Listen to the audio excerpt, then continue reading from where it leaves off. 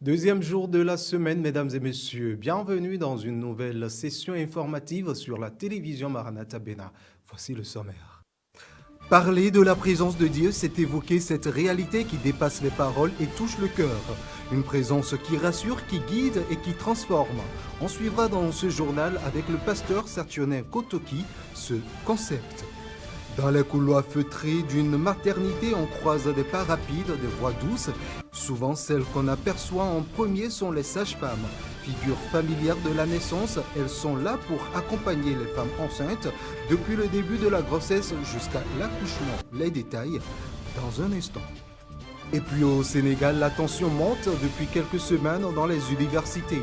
Depuis 2 semaines, des milliers d'étudiants réclament le versement de leur bourse bloquée depuis plusieurs mois. Le bras de fer a tourné à la crise ce lundi 1er décembre à Dakar. Pour suspendus, heurts et des blessés. Le monde en bref, c'est en fin d'édition. Car le salaire du péché, c'est la mort, mais le don gratuit de Dieu, c'est la vie éternelle en Jésus-Christ, notre Seigneur. Romains 6, verset 23, à toutes et à tous à nouveau. Bonsoir. Dépression, suicide, angoisse, divorce suite aux mauvais conseils d'un ami, la liste des ennuis connus par nombre d'hommes à cause de la solitude n'est pas exhaustive. Chose surprenante, certains croyants expriment aussi ces mots. Or, le Seigneur Jésus a promis dans Matthieu 28, verset 20, « Et voici, je suis avec vous tous les jours de votre vie jusqu'à la fin du monde. » Et pour jouir de la présence de Dieu, il faut au préalable savoir ce que c'est. Le pasteur Saturnin Kotoki nous explique le concept.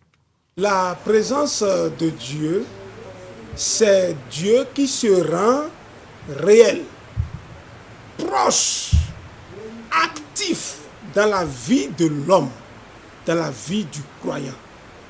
Voyez-vous, ce n'est pas seulement une présence physique telle que nous voyons, non du tout. Mais Dieu, n'est-ce pas, actif dans le cœur du croyant. Et d'ailleurs, si vous voyez dans Jacques chapitre 4, verset 8, qui dit « Approchez-vous de Dieu et il s'approchera d'eux ». C'est vrai que aller à l'église est nécessaire, voire même indispensable pour consolider, n'est-ce pas, la vie sociale du chrétien. Mais il ne suffit pas d'aller à l'église pour avoir la présence de Dieu. La présence de Dieu nécessite une relation personnelle. Voyez-vous, une culture de cette relation dans un cœur, avec un cœur sincère. Vous savez, le Seigneur dit dans Matthieu chapitre 15, verset 8, il dit, mais ce peuple m'honore du bout des lèvres, mais son cœur est éloigné de moi. Voyez-vous, donc il ne suffit pas d'aller à l'église pour vivre la présence de Dieu. Et puis à Cotonou, la place de l'Amazone a accueilli le grand concert d'Anateco, annoncé il y a cela plusieurs semaines déjà. L'esplanade s'est remplie de spectateurs venus d'horizons divers ce samedi 29 novembre 2025. La chantre a enchaîné prestations et échanges avec le public. Retour sur cet événement à travers ce reportage. À la place de l'Amazone de Cotonou, le public était déjà installé bien avant le début du spectacle. Lorsque les projecteurs se sont allumés et que les premières notes ont retenti, Anateco est apparue sous les applaudissements. Entourée de ses musiciens et choristes, elle a lancé le concert avec un titre connu de son répertoire. Fais-moi brûler comme le feu, fais-moi briller comme l'étoile des cieux. Au fil des morceaux, Anna a alterné chants d'adoration, titres engagés et medley. Chaque chanson ouvrait une nouvelle séquence impliquant le public à chanter avec elle.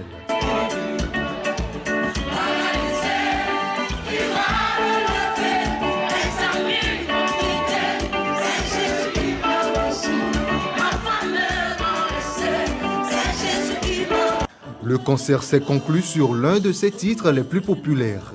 Les musiciens ont prolongé la dernière note, laissant à la chanteuse quelques instants au centre de la scène pour saluer le public. Vous m'avez témoigné que la musique spirituelle a sa place dans notre vie.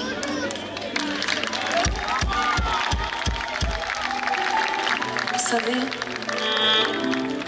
c'est tellement difficile quand on est chanteur. Parce que vous êtes rejeté partout. Que mon Dieu vous bénisse. À la fin du spectacle, plusieurs ont partagé leurs sentiments de joie. Moi, j'ai beaucoup aimé. Franchement, je me suis bien amusée. Surtout, j'ai bien dansé. Ce fut un moment de grande joie pour moi personnellement et pour le corps du Christ en général. Interrogée après sa sortie, Anna Teko a exprimé sa reconnaissance à Dieu et envers le public. Très heureuse, très émue parce que j'attendais que Dieu se glorifie. J'attendais que le Seigneur parle. Et c'est ce qui s'est passé ce soir. Il suffit de voir le visage des gens, la joie qui émane des cœurs. Je ne peux que dire merci Seigneur parce que tu es fidèle. Une première fois, ça n'a pas marché parce que tu en as décidé autrement. Mais aujourd'hui, tu m'as fait voir que ton heure est la meilleure. Alors je donne toute la gloire à mon Dieu. En quittant l'esplanade de l'Amazone, chacun repartait avec le sentiment d'avoir assisté à un rendez-vous rare où la musique et communion ont trouvé un terrain commun sous le ciel de Cotonou.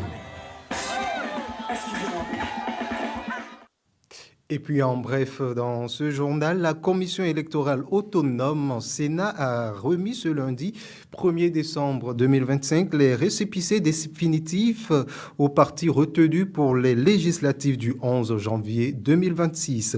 Il s'agit des forces Cori pour un Bénin émergent FCBE, Union progressiste Le Renouveau, UPR, Bloc républicain BR, Mouvement des élites, engagés pour l'émancipation du Bénin Moël Bénin et les démocrates LD.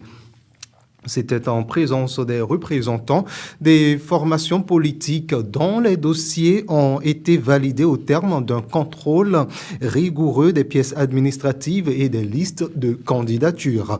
La Sénat a également procédé au tirage au sort fixant l'ordre d'apparition des logos sur le bulletin unique, une étape clé qui confirme l'avancement des préparatifs du scrutin de janvier prochain. Elles sont présentes avant, pendant et après la naissance. Souvent discrète, la sage-femme joue un rôle bien plus vaste qu'on ne l'imagine entre expertise médicale, écoute et accompagnement des femmes. Tout au long de leur vie reproductive, ce métier mêle technicité et humanité. Aujourd'hui donc, nous plongeons dans le quotidien de ces professionnels au cœur de la vie pour comprendre ce qui fait la richesse et le défi de cette vocation. La sage-femme est avant tout une professionnelle de santé. Formée en 5 ans, elle maîtrise la physiologie de la grossesse, de l'accompagnement et du postpartum. Son rôle principal est de s'assurer que tout se déroule dans les conditions normales. Le rôle de la sage-femme, dans un premier temps, c'est d'évaluer le terrain sur lequel est arrivée cette grossesse, de prévenir les éventuelles complications et de suivre cette grossesse jusqu'à une bonne délivrance. Malgré cette responsabilité médicale, son métier se nourrit d'une dimension humaine puissante. Les sages-femmes accompagnent souvent des moments intenses, plaisir, peur, douleur, parfois même drame. Notre métier, c'est un métier de stress, parce que le plus souvent, c'est la vie de 2 ou 3 personnes qui est entre tes mains.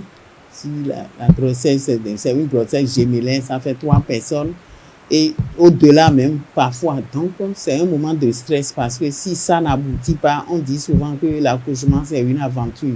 Tu ne sais pas là où ça veut atterrir. Donc, c'est des moments de stress. Mais il faut savoir ce que tu sais faire.